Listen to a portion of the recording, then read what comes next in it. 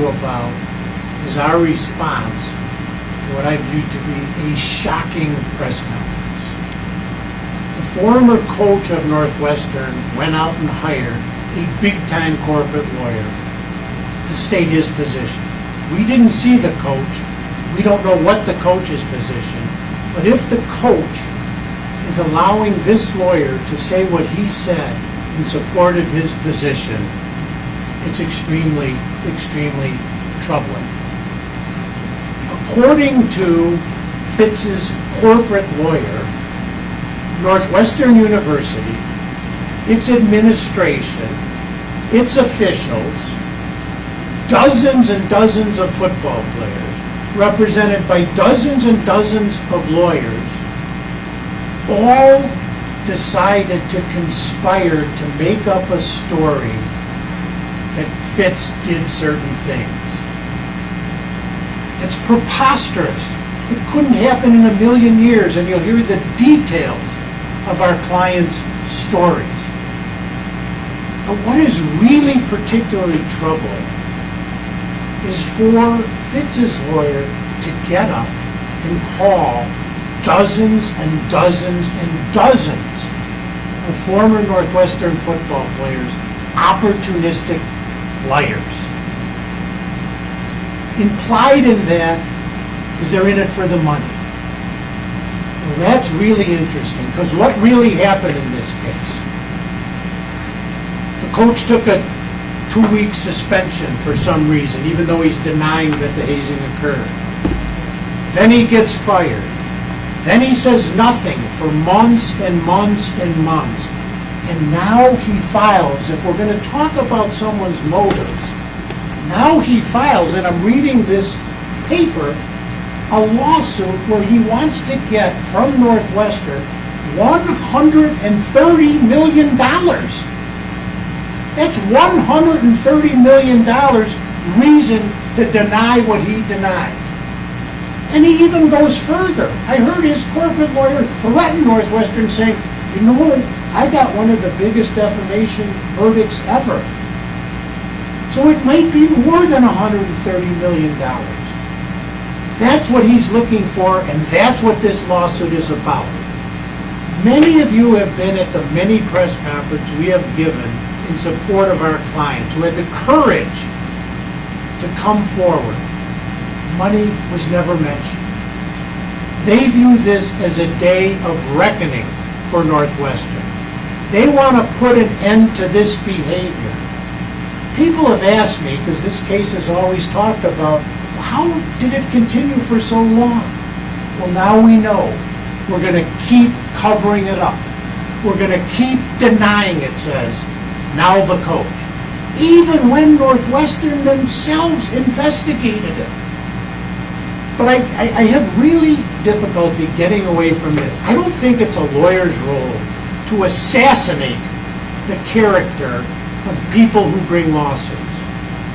That lawyer, Fitz's lawyer, did not talk to our clients, did not know who our clients were, have not heard our clients' stories, but yet he called them opportunistic liars. Why would someone do this kind of behavior? The only thing I can think of is intimidation. Is intimidation for the people who have come forward, for the people who may come forward. He's created fear. That's the purpose of this press conference. 2 purposes. To intimidate our clients who will not be intimidated, and to try to get his client $130 million. His contract was only $60 million. Where does he come up with $130 million? And more. He claims he's the one that's been harmed. For him, it's about money, and that's what his suit is about. And apparently, he and his lawyer will say anything to try to get that money for him. We took pains not to make this personal. We took pains calling it an institutional problem. We took pains not to give press conferences about him and his conduct. Well, that's changed. The first opportunity they got, they made it all about the money, and they assassinated, How can a lawyer who hasn't met one single one of our clients say that they're opportunistic liars? And Margaret and my colleague Tony Romanucci will give you more details. But that's our position on the preposterous press conference that they heard today. And by the way, where was the coach? Apparently he was busy coaching a high school football team and he couldn't get away. That's what his lawyer said. So, Coach Fitz's lawyer today raised two questions. Did this happen and did he know? Well, we know it happened. Webb claims it didn't. He's relying on the report of Maggie Hickey. And he conveniently left out in his recitation of that report some key paragraphs, so I'm going to share them with you. The investigation team determined that the complainant's claims were largely supported by the evidence gathered during the investigation, including separate and consistent first-person accounts from current and former players. And I don't know how he can rely so heavily on this report and continue to stubbornly deny that this hazing happened. We want to see the report too. But the question is, does he? Because I don't think he wants to see what's inside. There are scores of victims, witnesses to this hazing that Pat Fitzgerald recruited, and according to his lawyer, whose lives he was intimately involved in, whose futures he allegedly cared about. And he's saying through his lawyers, he doesn't even have the courage to say it himself, that these players, his family, are liars. I have spoken to individual after individual who have been victimized by the Northwestern football program with Fitz at the helm. They've poured their hearts out to me, and they've shared a multitude of evidence. Evidence I've seen with my own eyes, and corroborating the statement that Northwestern released today, that their investigation established beyond question that hazing, including nudity and sexualized acts, took place on Fitzgerald's watch. Through his lawyer today, Dan Webb, Fitz admitted that he wouldn't even know if the allegations were true because he didn't know about them. That he allows his lawyer to so callously call these former family members liars shows you everything that you need to know about the culture that he established at this school. And he's trying to continue to suppress and victimize these young men by painting himself as the victim. All that his press conference today did was establish that he put a winning record over the mental health and physical safety of the men whose homes he went into, whose parents he promised to look after. Listing out all of the alleged anti-hazing policies that he supposedly had in place looks good on paper, but policies without enforcement are no policies at all. And it's especially hard to enforce policies when the coaches in the program are participating in the hazing. This isn't just horseplay. This is naked drills. Showers where naked men were rubbing soap on their bodies and forcing people to rub against them. Forceful dry humping. This spanned decades. The second question, in our lawsuits our clients have filed, is did he know or should he have known? And there's absolutely no question that he should have known. And the second part of the Hickey report that Dan Webb did not refer to today was that Northwestern had determined that there had been significant opportunities to discover and report the hazing conduct. But it's not the 40 to 50 Fitz faithful buddies that Dan Webb claims he's going to get under oath that are going to prove it. It's the 80 plus victims and the evidence that they have that I've seen. Evidence that's set forth in the many lawsuits, many of them 50 pages or more, that perhaps Dan Webb didn't read. Evidence that grows by the day, and evidence that thanks to this press conference today by Dan Webb is more likely to keep mounting, particularly now that Pat Fitzgerald, through his lawyers, continues to deny that this even happened. And now Tony Romanucci will say a few words. Good afternoon, everybody. Antonio Romanucci. Let's make one thing clear, because I heard that being said today too. Let's leave no doubt that what happened to these football players who are making these allegations, who have filed these complaints, and who are standing behind them, they didn't suffer from horseplay. They suffered from sexual abuse. A car wash, a naked car wash where you're soaked up, is not horseplay. And just because you're considered to be a high-profile corporate lawyer doesn't make you credible. That is not the last word that is going to be said on this. In fact, I know that I speak for all of the lawyers, how proud we are of these people, of our clients, that they have come forward. It's taken years for them to get over the embarrassment, the guilt, the shame of man-on-man, as Steve pointed out, homoerotic, cultural, institutional sex. And they have come forward. So we are proud of them. And I watched in horror at that press conference this morning.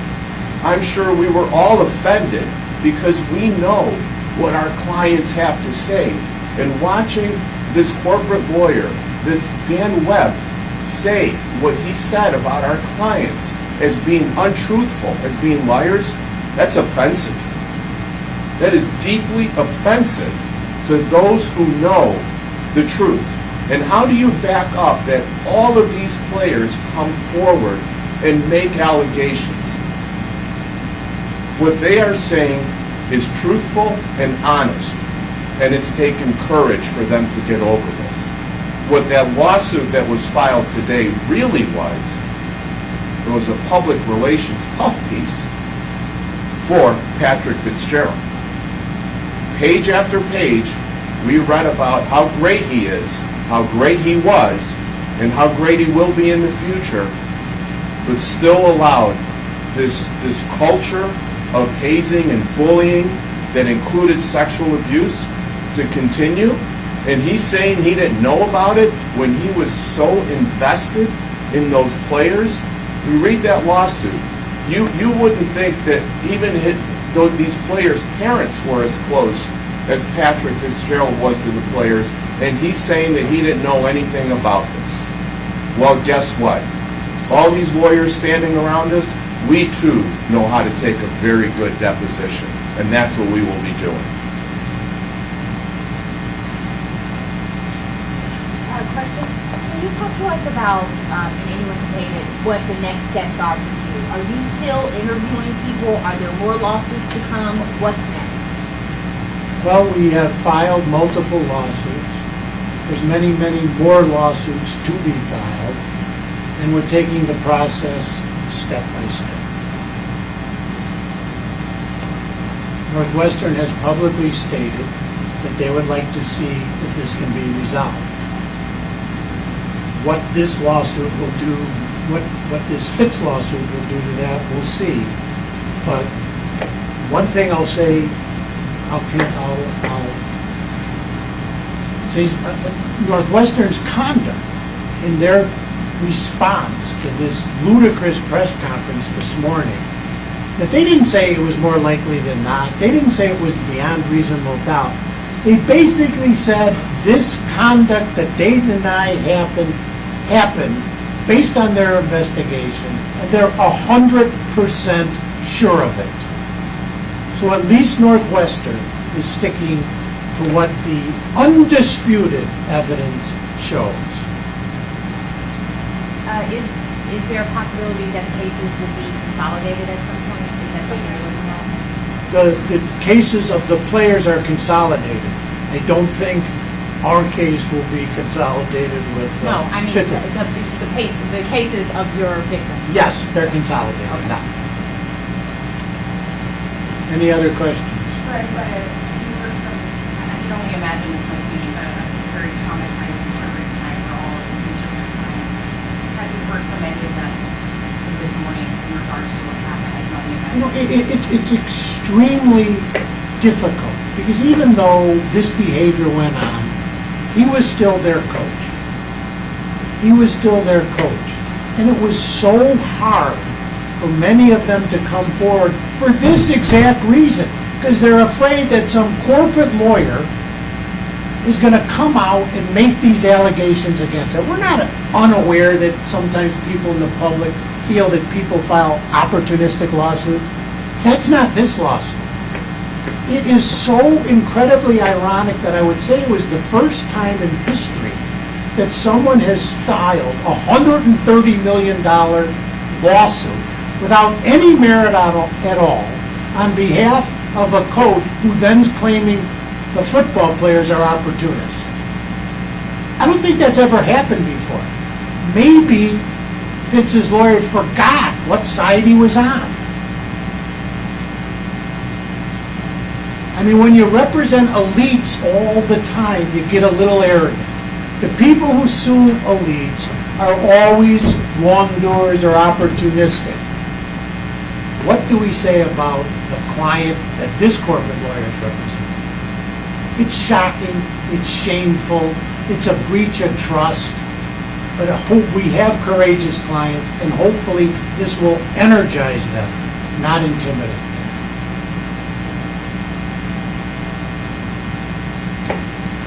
Just one question, has any athletes from other sports come forward with accusations of hazing? There have been other lawsuits filed.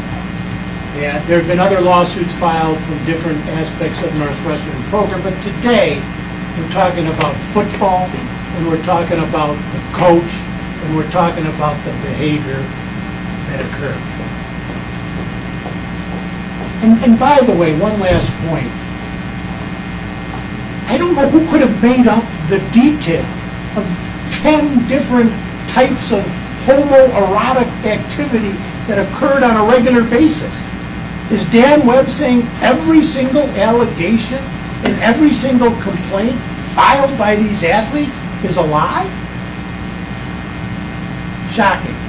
I wonder if he's read the complaints. Thanks, everyone. Appreciate you coming. Everybody want to say anything?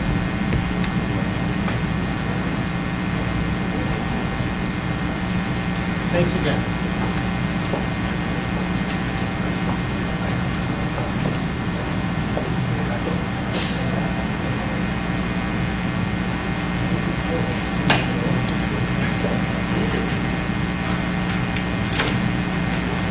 Thanks, everybody. Thank you so much, thank you. Thank you.